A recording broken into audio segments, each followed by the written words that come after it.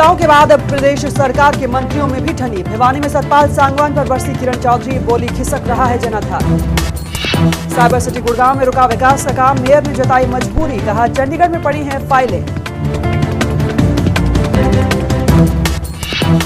प्रदेश में जारी है आशा वर्कर्स का प्रदर्शन, नियमित कर्मचारियों के समान वेतन दिए जाने की मांग को लेकर जींद में सड़कों पर उतरे कर्मचारी। पंचकुला पुलिस ने 24 घंटे में सुलझाई महिला की मौत की गुत्थी, पैसों के लेन देन को लेकर हुई थी हत्या, 2 आरोपी गिरफ्तार।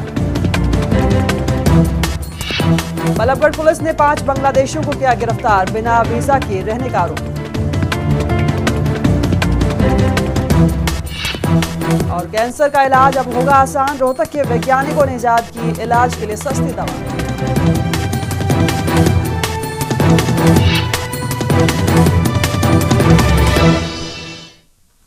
नमस्कार, एवन तहलका हरियाणा देख रहे हैं आप। मैं हूं शारदा सरोहा। बुलेटिन की शुरुआत करते हैं सियासी खबर के साथ।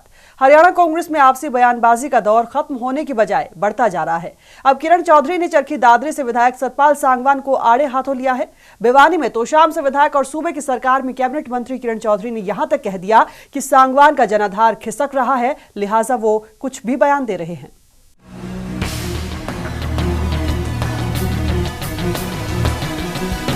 हरियाणा कांग्रेस में आपसी बयानबाजी थमने की बजाय बढ़ती ही जा रही है। अब हुड्डा सरकार तोशाम से विधायक किरण चौधरी ने सतपाल सांगवान को आड़े हाथों लिया है। भिवानी में पत्रकारों से बातचीत में किरण चौधरी ने सांगवान के उन आरोपों का खंडन किया है जिसमें सांगवान ने कहा था कि दादरी में सीवर और पेयजल पर काम नहीं हो रहा है। किरण चौधरी ने कहा कि सिर्फ दादरी के लिए सीवर और पानी के लिए 156 करोड़ रुपए दिए गए हैं। मैं आपके ज़रिए लोगों को ये बताना चाहती हूँ कि पहली बार 156 करोड़ रुपए सीवर और पानी के लिए दादरी को दिया है। कोई आके कुछ मांग कर लेता है, एक कलम में 1 सेकंड नहीं लगाती, जिसका कारण ये है कि आज इतना तगड़े तरीके से पूरे भिवानी ज़िले के अंदर ये काम हो रहा है, पानी का हो या सीवर का हो, और ये मेरा महकमा है से संबंधित है, तभी हो रहा है। किरण चौधरी सांगवान पर जमकर बरसी। उन्होंने यहाँ तक कहा कि सांगवान भी मंत्री हैं, वो कुछ काम कराए ताकि जनता वाह वाह करे। अब सहकारी मंत्री हैं, आवास योजना के मंत्री हैं, गरीब लोग इतने सारे हैं, तो थोड़ा सा क्या कहते हैं वो भी काम कर लें तो अच्छा होगा। गरीबों के लिए जगह बना दें जहाँ गरीब क्या कहते हैं अपने आराम से रह सकें। ये तो कार्य क्षेत्र उनका है, जो वो क्या कहते हैं बना सकते हैं। दादरी में बना दें, भिवानी में नहीं बनाना चाहते तो ऐसे काम करें जो जनता वाह वाह करे। और बाकी तो क्या कहते हैं जो है आप जानते हो, कोई किसी तरह के आरोप प्रत्यारोप करना तो बहुत आसान काम है, करके दिखाना दूसरी बात है। और जनता जो है दादरी की भी अच्छी तरह से जानती है कि कौन काम करवा रहा है और कौन से विभाग का काम हो रहा है। किरण चौधरी यही नहीं रुकी, उन्होंने यहाँ तक कह दिया कि जब खुद का जनाधार खिसकता नजर आता है तो फिर बातें होनी शुरू हो जाती हैं। अब जब अपना खुद जनाधार खिसकता नजर आए तो फिर पता नहीं किस तरह की बातें होती हैं। अब जब अपना खुद जनाधार खिसकता नजर आए तो फिर पता नहीं किस तरह की बातें होती हैं। हरियाणा कांग्रेस में गुटबाजी लगता है गले तक पहुंच गई है। जगह जगह पार्टी के नेता आपस में ही एक दूसरे पर जुबानी तीर छोड़ रहे हैं। अब इस कड़ी में किरण चौधरी और सतपाल सांगवान का नाम भी जुड़ गया है। एवन तहलका हरियाणा के लिए भिवानी से दीपक मुटरेजा की रिपोर्ट। और सूबे के परिवहन मंत्री आफ्ताब अहमद ने मेवात जिले के नूह मुख्यालय में परिवहन विभाग के अधिकारियों के साथ बैठक की। बैठक में परिवहन विभाग के जनरल मैनेजर से लेकर हरियाणा परिवहन विभाग के फाइनेंस सेक्रेटरी और डायरेक्टर समेत आला अधिकारी शामिल हुए। बैठक के बाद पत्रकारों से रूबरू हुए आफ्ताब अहमद ने कहा कि 31 मार्च से पहले प्रदेश के परिवहन विभाग में काफ़ी बसें जुड़ जाएंगी। साथ ही जो बसें बिना ड्राइवरों के खड़ी हैं उनकी कमी को भी पूरा किया जाएगा।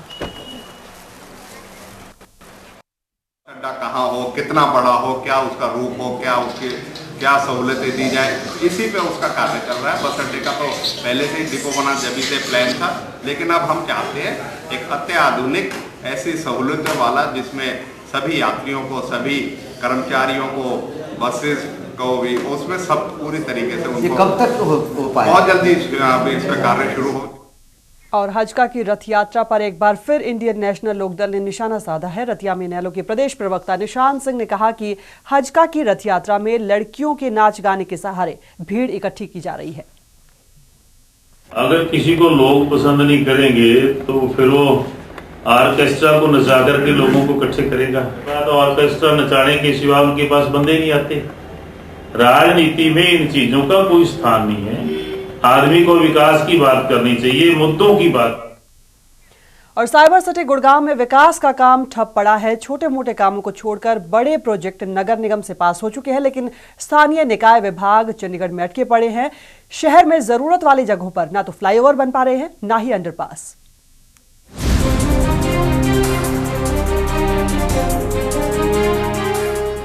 साइबर सिटी गुड़गांव भले ही दुनिया के मानचित्र पर अलग पहचान बना चुकी हो, लेकिन यहाँ की जमीनी हकीकत कुछ और ही है।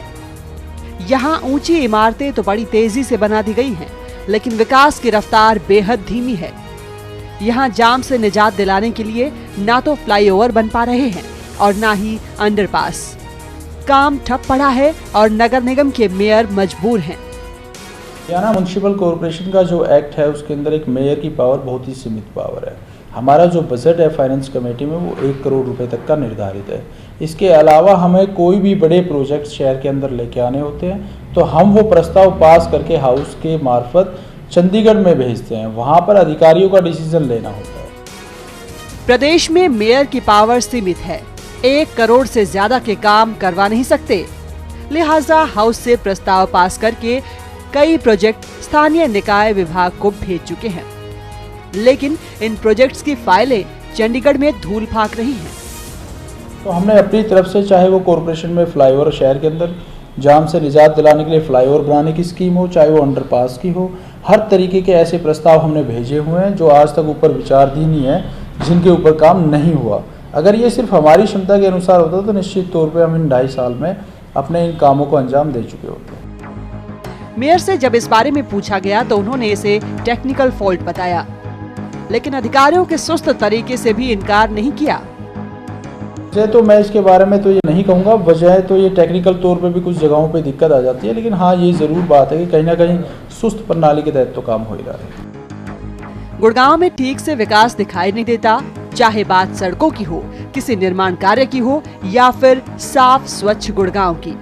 प्रशासन की लापरवाही हर तरफ नजर आती है और अब तो लोग उम्मीद भी खो चुके हैं कि यहाँ विकास का काम होगा। तो देखो ऐसा था, हुड्डा था तब भी ऐसा ही था, अब भी ऐसा ही है। जब तक ऊपर से गवर्नमेंट ठीक नहीं होगी आप कुछ उम्मीद नहीं कर सकते कि जो जिम्मेवारी बनते हैं वो करते नहीं है वो लोग, कोई भी नहीं करता, कोई सरकार आ जाए चाहिए। दरअसल गुड़गांव नगर निगम 3 साल पहले बना था तो उम्मीद जगी थी कि विकास में तेजी आएगी। प्रदेश का सबसे अमीर नगर निगम होते हुए भी 3 साल बाद भी नगर निगम कोई खास योगदान नहीं दे पाया है और इसकी वजह है स्थानीय निकाय विभाग के अधिकारियों की लापरवाही। एवन तहलका हरियाणा के लिए गुड़गांव से मोहम्मद जावेद की रिपोर्ट। और नियमित कर्मचारियों के समान वेतन दिए जाने की मांग को लेकर जींद की आशा वर्कर्स ने डीसी निवास के बाहर धरना दिया और सरकार के खिलाफ नारेबाजी की। आशा वर्कर्स ने अपनी मांगों को लेकर मुख्यमंत्री के नाम तहसीलदार को ज्ञापन सौंपा। प्रदर्शनकारियों ने सरकार को चेतावनी दी है कि अगर उनकी मांगें जल्द पूरी नहीं होती हैं तो वे 30 नवंबर को रोहतक में मुख्यमंत्री के आवास का घेराव करेंगी।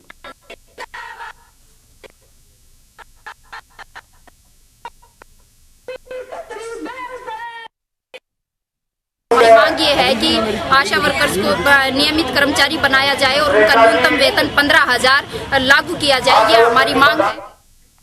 और अम्बाला में आंगनवाड़ी वर्कर्स ने केंद्रीय मंत्री और अम्बाला से सांसद कुमारी शैलजा के निवास पर अपनी मांगों को लेकर प्रदर्शन किया। इस प्रदर्शन में काफी संख्या में आंगनवाड़ी वर्कर्स पहुंची। उन्होंने अपनी मुख्य मांगों में आंगनवाड़ी कार्यकर्ताओं को सरकारी वर्दी अलाउंस देना शामिल है। आंगनवाड़ी की प्रदेश अध्यक्ष सुरेंद्र कौर ने कहा कि गोहाना रैली में जो 2,500 रुपए बढ़ाने का ऐलान किया गया है वो आज की महंगाई में बेहद कम है। भारतीय मजदूर संघ की रीति नीति रही है कि जो भी सरकार मजदूरों के हित में, कर्मचारियों के हित में काम करता है हम उसका समर्थन करते हैं। और पहली मर्तबा में यहाँ पर हरियाणा सरकार का तहे दिल से शुक्रगुजार करता हूँ कि उन्होंने गोहाना की रैली में ना कुछ घोषणा करके हमारा सम्मान बढ़ाया। उधर सोनीपत में आशीष महोत्सव कार्यक्रम में कुछ लोगों ने जमकर हंगामा किया। हंगामा करने वालों ने पादरी पर लालच देकर धर्म परिवर्तन करने का आरोप लगाया है। हालांकि पादरी तमाम आरोपों को सिरे से खारिज कर रहे हैं। उनके मुताबिक वे सिर्फ भगवान यीशु की अच्छाइयों का प्रचार करने आए थे। हालांकि बाद में पुलिस ने मौके पर पहुंचकर आशीष महोत्सव को ही बंद करवा दिया।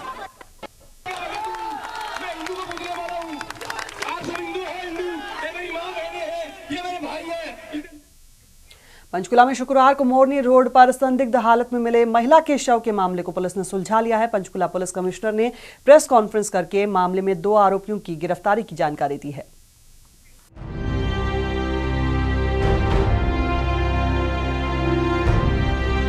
शुक्रवार को पंचकुला मोरनी रोड पर महिला के शव मिलने की गुत्थी पुलिस ने तेजी दिखाते हुए सुलझा ली है।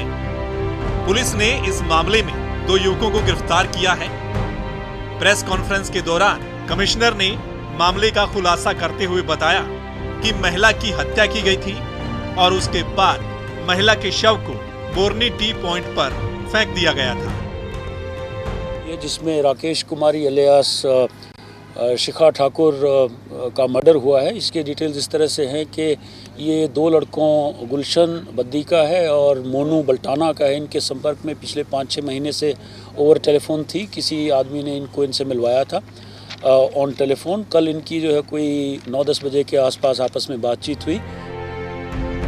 कमिश्नर ने बताया कि महिला की दोनों युवकों से पहले से फोन पर बातचीत होती थी और शुक्रवार को युवकों ने महिला को मिलने के लिए बुलाया था।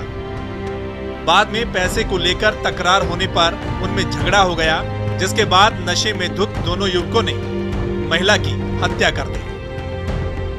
आके जो है वो लड़की सूरजपुर जो इनका कमरा वगैरह ले रखा है उस पे जाने के लिए राजी नहीं थी और चूँकि पहली बार मिल रही थी और इनके पास उसको देने के लिए भी पैसा नहीं था, इस बात में कोई इनकी तकरार हुई और लड़की ने जाने से मना कर दिया। दोनों के दोनों दारू के नशे में बहुत ज़्यादा धुत थे और उस कफल में इन लोगों ने जो है वो उसको मारना पीटना शुरू किया। महिला के शव की हालत जिस प्रकार से थी उससे लगता था कि महिला के चेहरे को बुरी तरह से कुचला गया है और उसी से पुलिस को हत्या का शक था। अब देखना यह है कि पुलिस पूछताछ के दौरान और क्या निकल कर आता है और महिला के परिजनों को कैसे न्याय मिल पाता है। A1 तहलका हरियाणा के लिए पंचकुला से अंकित दुदाने की रिपोर्ट। नारनौंद पुलिस ने तेल चोर गिरोह के 4 सदस्यों को गिरफ्तार किया है। आरोपी काफी समय से लोहारे गांव से गुजर रही हिंदुस्तान पेट्रोलियम की पाइपलाइन के टर्मिनल बनाकर तेल की चोरी कर रहे थे, लेकिन शनिवार को उनकी किस्मत दगा दी गई। तेल चोरी करने के बाद जब वे भागने लगे तो उनका ट्रक जमीन में धंस गया। इसके बाद आरोपी ट्रक को वहीं छोड़कर फरार हो गए, लेकिन इनमें से एक का आई कार्ड ट्रक में गिर गया था, जिसके सहारे पुलिस ने चारों को गिरफ्तार कर लिया। इस मामले में पुलिस ने एक टैंकर चालक को भी हिरासत में लिया है।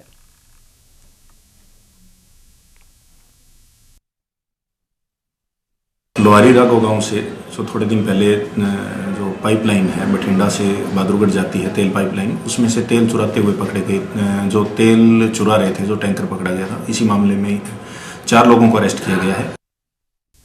उधर सोनीपत में अदालत परिसर में 4 वकीलों के चैम्बरों से चोरी होने का मामला सामने आया है। चोरों ने एसी, एलसीडी और लैपटॉप पर हाथ साफ कर दिया। वकीलों की शिकायत पर पुलिस ने चोरी का मामला दर्ज कर लिया है और जांच शुरू कर दी है।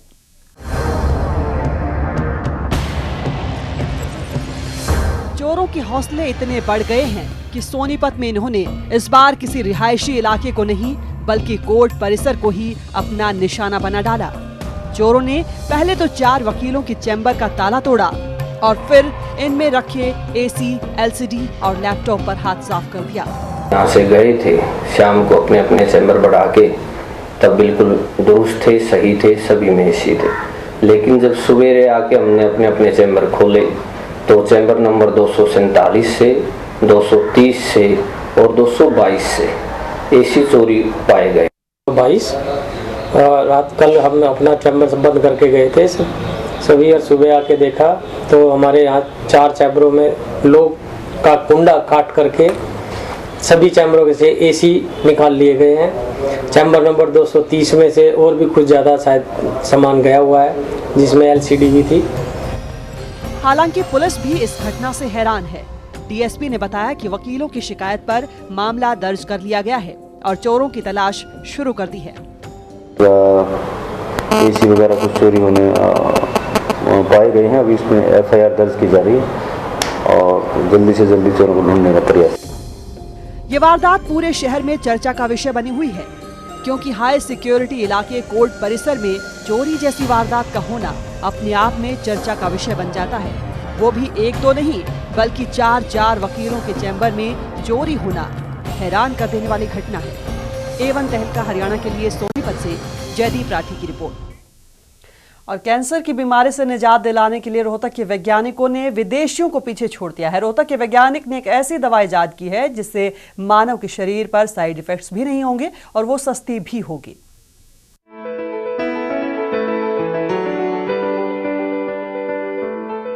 कैंसर जैसी बीमारी से छुटकारा पाने के लिए महर्षि दयानंद विश्वविद्यालय के UIET से associate professor doctor Kashyap Dubey ने शोध के बाद एक ऐसी दवा इजाद की है जो कारगर तो होगी ही, साथ ही वो सस्ती होगी और इसके कोई साइड इफेक्ट्स नहीं होंगे। सूक्ष्म विज्ञान पर अध्ययन करते हुए 5 साल के शोध के बाद नए बैक्टीरिया डिजाइन किए हैं। इसके लिए लैब में बैक्टीरिया के एंजाइम बनाने के बाद लचिसिन तत्व से डेरिवेटिक्वस को अलग किया जाता है। डेरिवेटिक्वस के प्रयोग से 3D मिथाइडोटेड कोलेंसिव बैक्टीरिया की खोज की गई, जो कैंसर के इलाज में काफी कारगर साबित हो सकता है। इसे लेकर चूहों पर भी परीक्षण किया गया है। इसमें क्या है ना, जो कोल्चिसिन है, एक प्लांट से निकलने वाली ये दवाई है, पौधों से निकलती है, तो इसके हमने डेरिवेटिव्स तैयार किए हैं। तो जो डेरिवेटिव्स हैं वो इस तरीके के साइड इफेक्ट्स नहीं देते हैं जो कि अभी जो बाजार में दवाइयाँ उपलब्ध हैं वो देते हैं। इस दवा के आने से मरीजों को सस्ती दवा तो मिलेगी ही, साथ ही कोई साइड इफेक्ट्स नहीं होंगे। हाल ही में महर्षि दयानंद विश्वविद्यालय में संपन्न हुई अंतर्राष्ट्रीय संगोष्ठी में इस शोध के लिए डॉक्टर दुबे को मेडिकल एंड वेटरनरी माइक्रोबायोलॉजी क्षेत्र के लिए AMI का यंग साइंटिस्ट अवार्ड भी दिया गया। तो हमारा ये 3D मेथाइलेटेड कोल्चिसिन है, ये बेहतर है जो प्लांट से निकालेगा उससे, और हमने ये बैक्टीरिया की मदद से संभव हो पाया।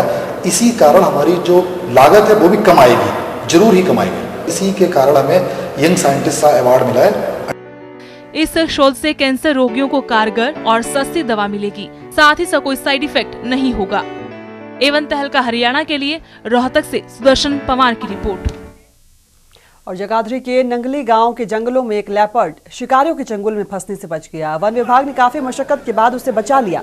नंगली गांव के पास जंगल में शिकारियों ने जगह जगह जाल बिछा रखे हैं, जिसमें आए दिन कोई न कोई जानवर फंस जाता है। शनिवार को भी एक लेपर्ड इसी जाल में फंस गया था। लेपर्ड जाल से निकलने के लिए काफी कोशिश कर रहा था, लेकिन वो निकल नहीं पा रहा था। सूचना मिलने के बाद जब वन विभाग के अधिकारी मौके पर पहुंचे तो उन्होंने काफी मशक्कत के बाद उसे जाल से बाहर निकाला। वहीं इस नजारे को देखने के लिए आसपास काफी लोग इकट्ठे हो गए थे।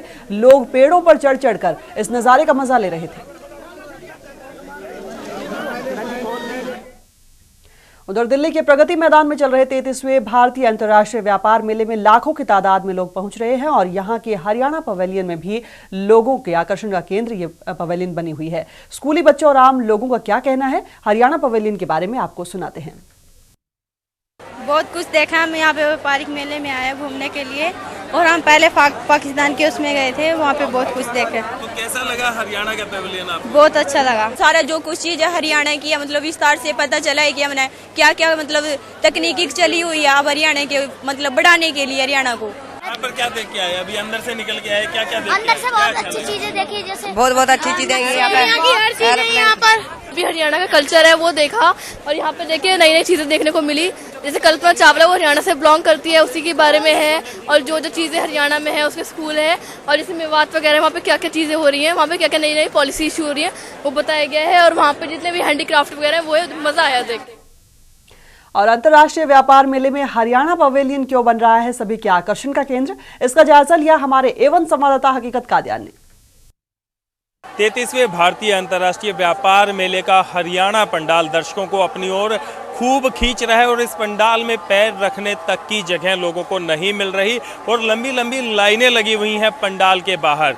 क्योंकि इस पंडाल के अंदर दिखाया गया है हरियाणा के विकास को और साथ ही हरियाणा के जायकों को। तो अगर आपको देखना है हरियाणा पंडाल तो आपको आना होगा दिल्ली के प्रगति मैदान में और करना होगा आपको थोड़ा सा इंतज़ार, क्योंकि लाइन बहुत लंबी है और लाइन के अंदर आपका नंबर आने में थोड़ा सा वक्त आपको ज़रूर लग सकता है। A1 तहलका हरियाणा के लिए दिल्ली से वीडियो जर्नलिस्ट संदीप नदिया के साथ हकीकत का अध्ययन। और चंडीगढ़ में पंजाब हरियाणा एवं चंडीगढ़ राज्य कानूनी सेवा प्राधिकरण और पंजाब हरियाणा उच्च न्यायालय कानूनी सेवा समिति की ओर से राष्ट्रीय लोक अदालतों का आयोजन किया गया। इस दौरान हाईकोर्ट परिसर में इंश्योरेंस और दीवानी मामलों का तुरंत निपटारा किया गया। लोक अदालत में मामलों को निपटारा करवाने के पहुंचे लोगों ने इसकी काफी प्रशंसा की और कहा कि भविष्य में भी इस तरह से अदालतें लगती रहनी चाहिए।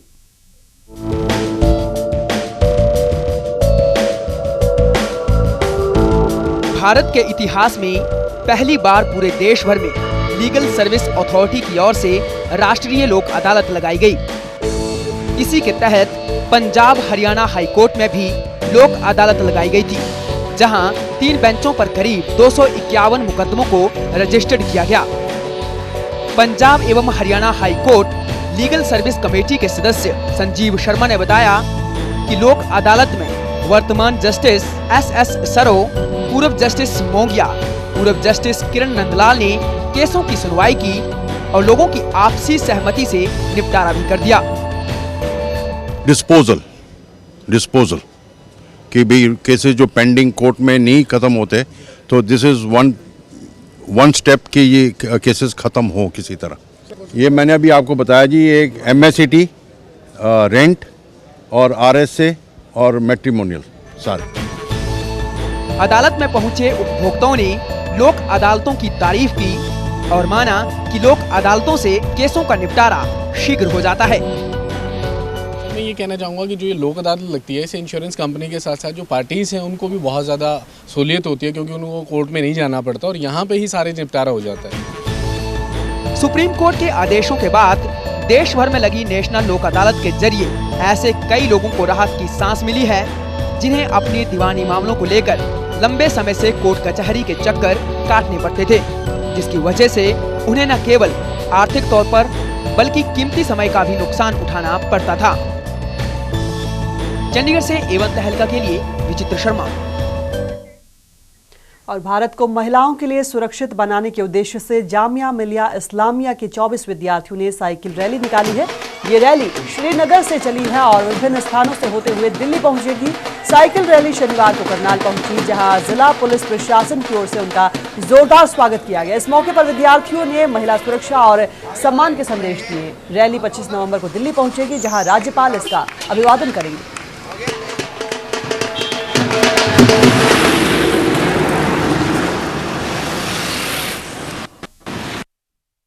ये रैली कश्मीर से लेकर दिल्ली के लिए जा रही है। यहाँ पर करनाल पे पहुँचे, इनकी सुरक्षा का पूरा इंतजाम किया हुआ है।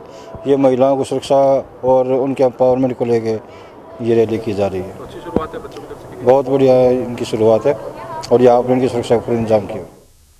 और प्रदेश के राज्यपाल जगन्नाथ पहाड़िया श्री ब्रह्म अखाड़ा मांडी के बाबा श्रीचंद के जन्मोत्सव पर पिहोवा पहुंचे। राज्यपाल के साथ उनकी पत्नी शांति पहाड़िया भी इस समागम में पहुंची थी। कार्यक्रम में रागी जत्थों ने गुरु की गुरबाणी का गुणगान किया। वहीं इस मौके पर कबड्डी प्रतियोगिता का आयोजन किया गया। राज्यपाल जगन्नाथ पहाड़िया ने श्रद्धालुओं को संबोधित किया और कहा कि मानवता के महान सेवक बाबा श्रीचंद जी महाराज के प्रकाशोत्सव पर खेल प्रतियोगिताओं का आयोजन करना, गरीबों का विवाह करना, रक्तदान कैंप लगाना पुण्य का काम है। और टीवी जगत की मशहूर कलाकार मेघना मलिक शनिवार को रोहतक पहुंची, जहां उन्होंने बच्चों के सामने अपने अनुभव बांटे। उन्होंने हरियाणवी फिल्म इंडस्ट्री में गिरावट की बात कही और उस पर जिक्र भी जाहिर किया। उन्होंने फिक्र जाहिर करते हुए कहा कि इस फील्ड में कामयाबी पर बोलते उन्होंने ये कहा कि सिर्फ कड़ी मेहनत ही कामयाबी का एक रास्ता है। उसका तो मेरा यही रहता है कि even if you have to Haryana की उनकी भूख जो है बहुत कुछ पंजाबी फिल्मों से दूर हो जाती है, बाकी की हिंदी फिल्मों से दूर हो जाती है। अनफॉर्चुनेटली हरियाणा के लोग जो हैं, जो फिल्म मेकर्स थे, वो शायद अपनी स्पेस जो उन्होंने क्रिएट की थी एक टाइम पे, वहाँ से पीछे हट गए। अब उसकी क्या रीज़न है? एक बहुत बड़ा रीज़न होता है किसी भी सिनेमा बनने के पीछे पैसा होता है। तो इसी के साथ इस बुलेटिन में इतना ही। प्रदेश की तमाम खबरों के लिए बने रहिए एवन तहलका हरियाणा के साथ। नमस्कार।